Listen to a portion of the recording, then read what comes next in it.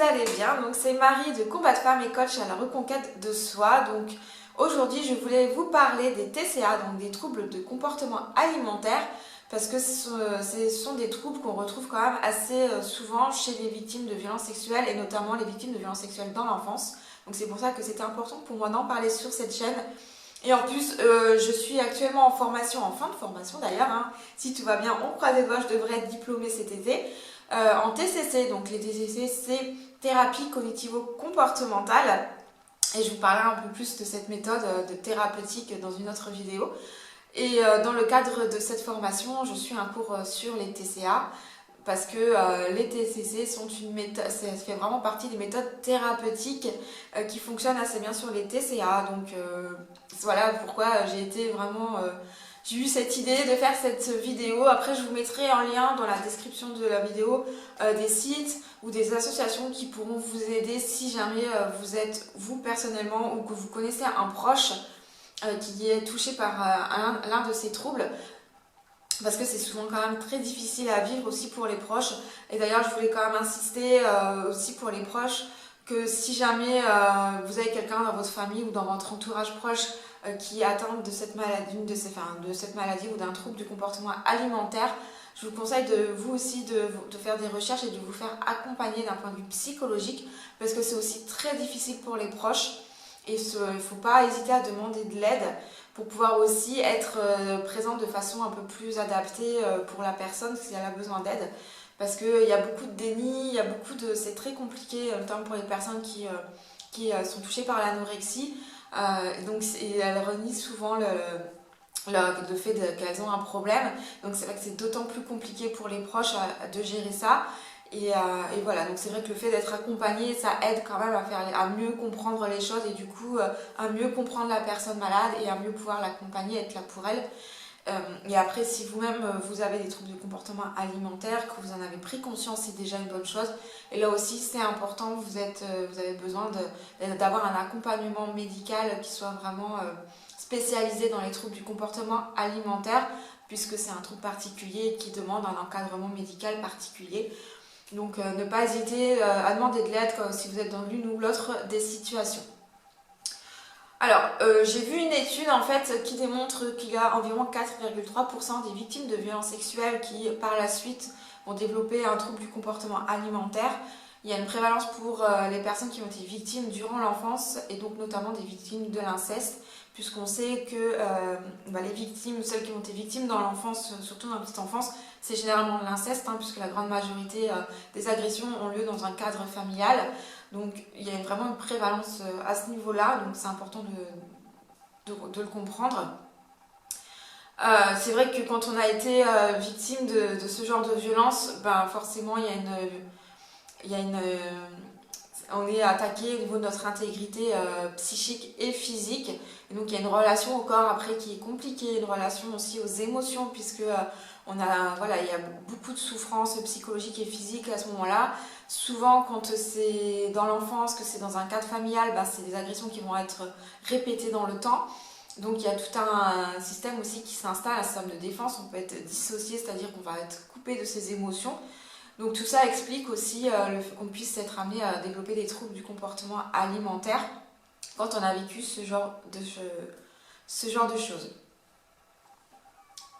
Donc en fait, c'est important de comprendre que les troubles du comportement alimentaire sont généralement dus à un désir de contrôle de soi et du coup ça emmène une stratégie anormale régulatrice passant par le corps et ça donne une modification pathologique du comportement alimentaire. Donc c'est ça un trouble du comportement alimentaire.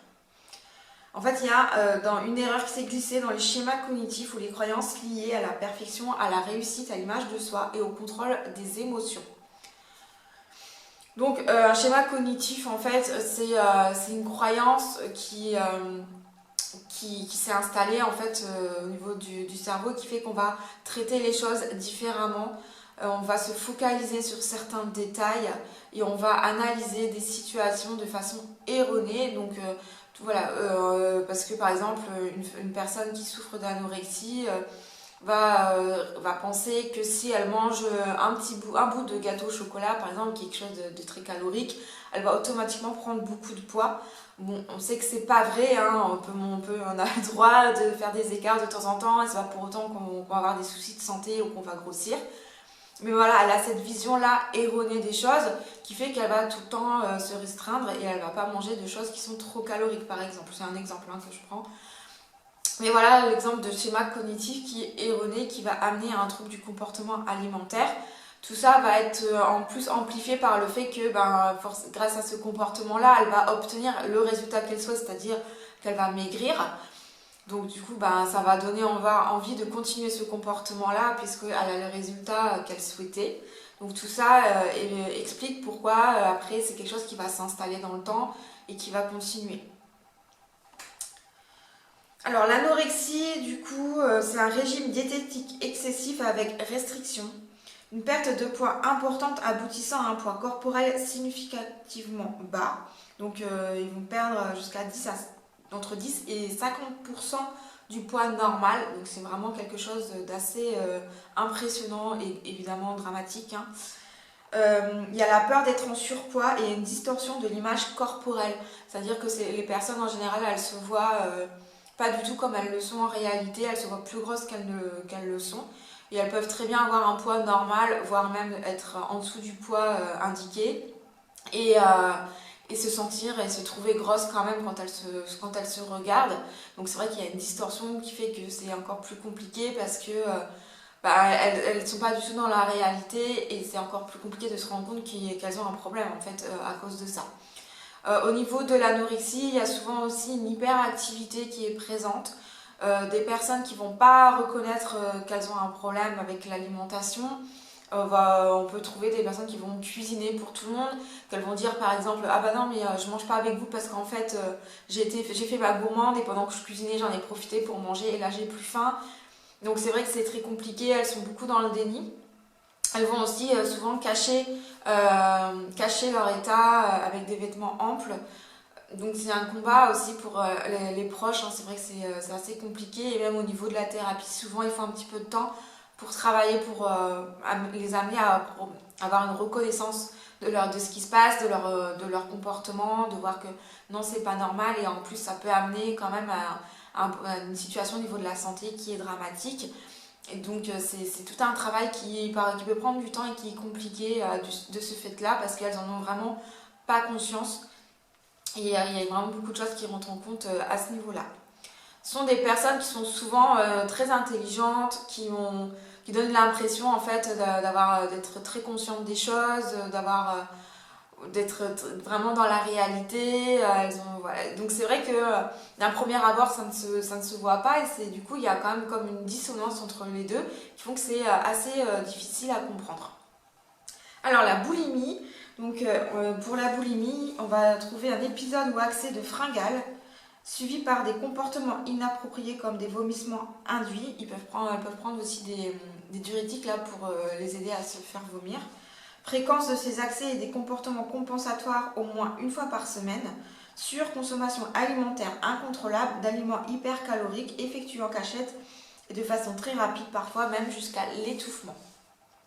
Donc en fait c'est ça la boulimie, il va y avoir des moments de fringales où elles vont manger des choses souvent très caloriques et très très vite et jusqu'à vraiment à se rendre malades et après elles vont se faire vomir parce elles vont se sentir coupables d'avoir mangé toutes ces choses-là et donc pour compenser entre guillemets elles vont se faire vomir et après c'est pareil, c'est un cercle vicieux et elles voient qu'en se faisant vomir, elles maigrissent quand même et du coup elles vont continuer à avoir ce comportement-là. Donc c'est vrai que c'est comme l'anorexie, hein, après c'est un piège dans lequel on tombe et c'est vrai que c'est pas évident et que ça demande vraiment un encadrement médical pour se sortir de ce comportement alimentaire. Donc je dis elles parce qu'il y a quand même une majorité de femmes qui sont touchées par les troubles du comportement alimentaire. Il y a quelques hommes, mais ils sont quand même minoritaires. Ça touche aussi majoritairement les adolescentes ou les très jeunes femmes. Il y a ensuite le syndrome de grignotage compulsif, donc le SGC. Donc lui, il est caractérisé par des épisodes d'ingestion de grandes quantités de nourriture en dehors des repas, mais pas de vomissement, pas de comportement compensatoire. Souvent, il y a un aliment de prédilection, on mange en cachette mais sans culpabilité. Donc voilà, c'est ça qui fait la différence avec la boulimie, c'est-à-dire qu'il va y avoir des périodes où on va, et ce sera toujours par rapport à la différence de l'hyperphagie, on va manger énormément durant les repas.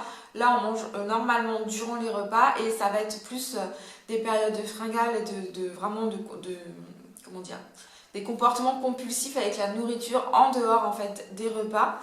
Et il n'y aura pas de cette notion de culpabilité, même si les personnes mangent en cachette.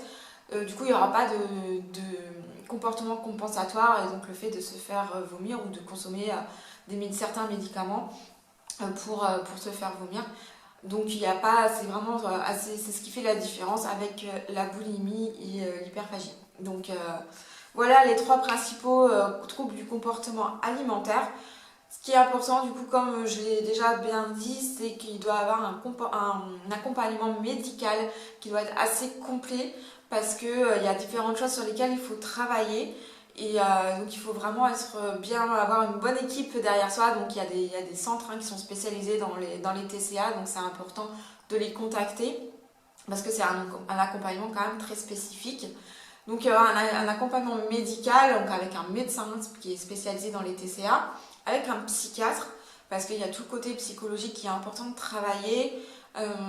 Il peut y avoir aussi des dépressions, il peut y avoir des TOC, il peut y avoir d'autres troubles, d'autres maladies mentales aussi qui vont se greffer avec les TCA. Donc c'est pour ça qu'un psychiatre, c'est quand même important.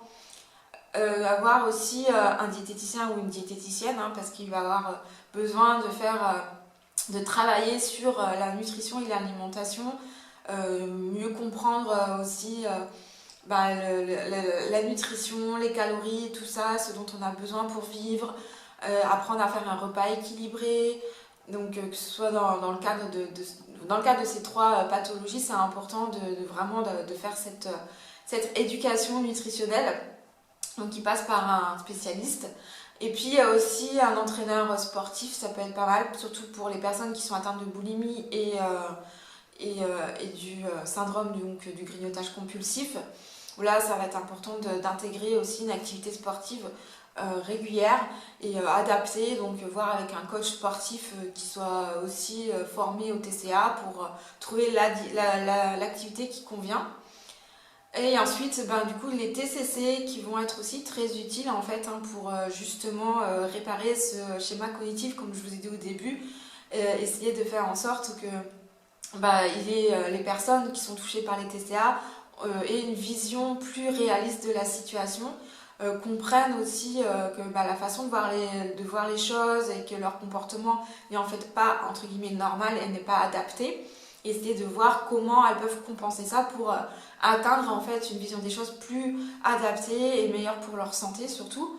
Et du coup, on va travailler là-dessus en TCC. On va aussi travailler sur la gestion de l'anxiété, parce qu'il y a beaucoup d'anxiété qui sont liées à ces comportements compulsifs. Donc c'est important de pouvoir apprendre aussi aux personnes à comment gérer cette anxiété pour éviter justement de combler cette anxiété en mangeant par exemple. Et du coup, on va apprendre aussi à avoir des comportements plus adaptés et à gérer les moments où elles vont être tentées par ces comportements-là. Donc selon les personnes, selon le trouble, ça va être des moments différents. Mais c'est vrai que par exemple, aller au supermarché, dans les rayons bonbons, dans une pâtisserie, c'est des moments qui peuvent être très difficiles à gérer quand on est par exemple atteinte de boulimie ou du syndrome de grignotage compulsif. Donc ça aussi, on va le travailler en réalité ou en réalité virtuelle, avec toutes les méthodes, notamment de gestion de l'anxiété qu'on aura vues avant. On va pouvoir travailler petit à petit dans des situations qui vont être plus difficiles pour les personnes. Et au départ, elles vont être accompagnées par le thérapeute. Et du coup, petit à petit, elles vont réussir à gérer tout ça et à pouvoir reprendre leur vie au quotidien et pouvoir se débarrasser de ces troubles-là. Donc c'est des choses qui peuvent être plus ou moins longues selon les situations, selon les troubles. Mais c'est vraiment important. Et on va travailler aussi en TCC sur l'affirmation de soi, sur comment savoir dire non, parce que ça aussi c'est un élément essentiel dans la guérison. Donc voilà ce que je pouvais dire sur les TCA. J'espère que ça vous a donné quelques informations sur ce truc qui est... heureusement, on en parle de plus en plus maintenant parce que c'est vraiment quelque chose qui est assez, entre guillemets, mal vu et voilà, qui avait des interprétations, des définitions qui étaient totalement fausses et qui, du coup, c'est vrai que ça rendait encore plus difficile la prise en charge des malades et puis ces personnes-là aussi souffraient beaucoup de jugements négatifs, ce qui a rajouté aussi de l'angoisse, qui rajoutait une image négative de soi. Donc c'est vrai que ça rajoute des difficultés, donc c'est important de pouvoir expliquer ce que c'est exactement pour que les gens puissent réagir de façon différente. Alors moi personnellement, avec le recul, je pense que j'ai développé un trouble, en fait, le syndrome du grignotage compulsif à l'adolescence. C'est quelque chose que je vois maintenant avec le recul, hein. À l'époque, on n'en parlait pas du tout, donc j'ai pas été diagnostiquée par un médecin, j'ai pas eu de suivi. Donc voilà, mais ça ressemble quand même bien au niveau des symptômes. Donc comme vous savez sans doute, j'ai été victime de violences sexuelles durant l'enfance et l'adolescence. Et c'est vrai qu'à l'adolescence, ça a été une période du coup extrêmement compliquée pour moi. J'ai dû faire face à des agressions et à du harcèlement au quotidien durant mes 2 premières années de collège, donc de 11 à 13 ans, ce qui est quand même un âge très très jeune. C'est des choses que je comprenais pas, qui étaient très difficiles à vivre pour moi. C'était au quotidien, c'était au collège, c'était dans le bus, c'était dans mon village, donc c'est vrai que j'avais très peu de moments de répit. Et encore, heureusement pour moi, à l'époque, Internet et les réseaux sociaux, ça n'existait pas.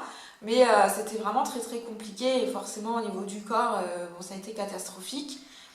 Et c'est vrai que j'ai eu une période, je pense que ça a commencé autour de mes 13 ans par là, où je mangeais énormément entre les repas quand j'étais seule à la maison. Donc je cachais régulièrement Alors par contre, moi j'avais pas spécialement comment dire, d'aliments de prédilection, c'était à peu près tout.